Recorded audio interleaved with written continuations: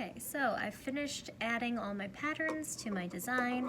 You will notice I kept the white of the eyes blank. I would suggest you do the same. It just ends up helping your overall design. I also did choose to repeat patterns on both sides of my wings and my eyeballs. Again, you do not have to, but I think you can see I've created some contrast areas with my lighter and darker patterns, and I'm really happy with my design. Now it's time to start painting. My suggestion would be to pick a color scheme of 4 colors. You are going to get half a cup of water, the watercolor set for your table, and a small flat brush. Whenever we use watercolor, we have to wake up the colors we're using first. So I'm going to take, and a paper towel. I'm going to take my brush and get it wet and wake up this orange, because that's going to be the first color that I use. I tend to do one color at a time. It keeps my paints cleaner and it makes my art look nicer. So it now looks like a little puddle. I'm ready to go. So I'm gonna start and paint in a whole section with that color. Because it's Sharpie, it will not affect or make it bleed. So I can paint right over this entire pattern that I created with a nice light coat of watercolor. Light being the key word there. Add water. If it looks like it's covering your Sharpie lines, it's too thick and you need to add more water to the paint. What I like to do is kind of go through and use my orange in several spaces before I switch to the next color. So I am just making sure that I'm skipping around so that it's not touching other orange shapes. And I'm gonna pop around to different sections to add this color.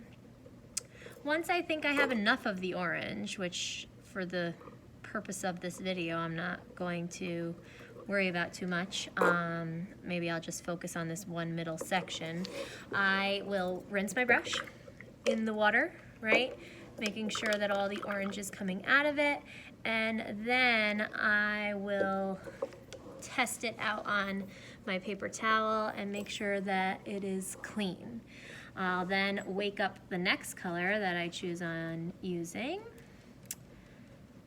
Make sure it's nice and awake, and I'll start painting in that.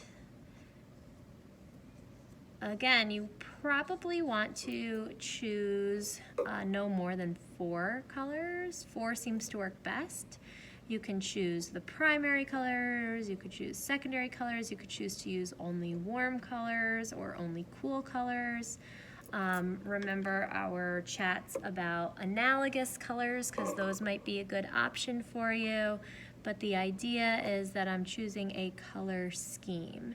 If you are having trouble selecting a color scheme, please ask. I would prefer you not start and mess up per se. If you don't like your colors together, run the color ideas by me, or another option, if you prefer, is to get a scrap piece of paper, which I can give to you, and test your colors on there, see what they look like when they're next to each other, and if you are going to like them for your overall design.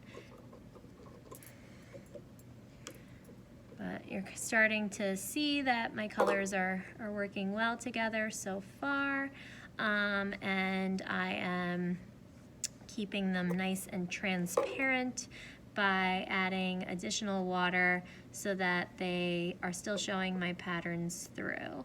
Trying my best to use this small brush to stay in the lines so that my art will look as neat and successful as I would like it to.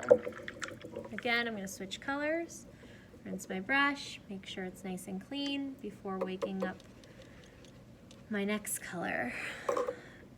When I am using my next color, if it's next to one of my wet areas, because it's watercolor, I'm being really careful so the colors don't bleed together.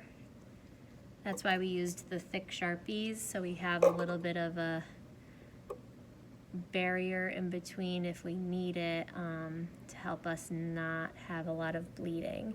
If something happens and the colors start to bleed together, as quickly as you can, just take a little piece of your paper towel and rip it off, and you can start to like kind of soak up a little of those extra additional colors.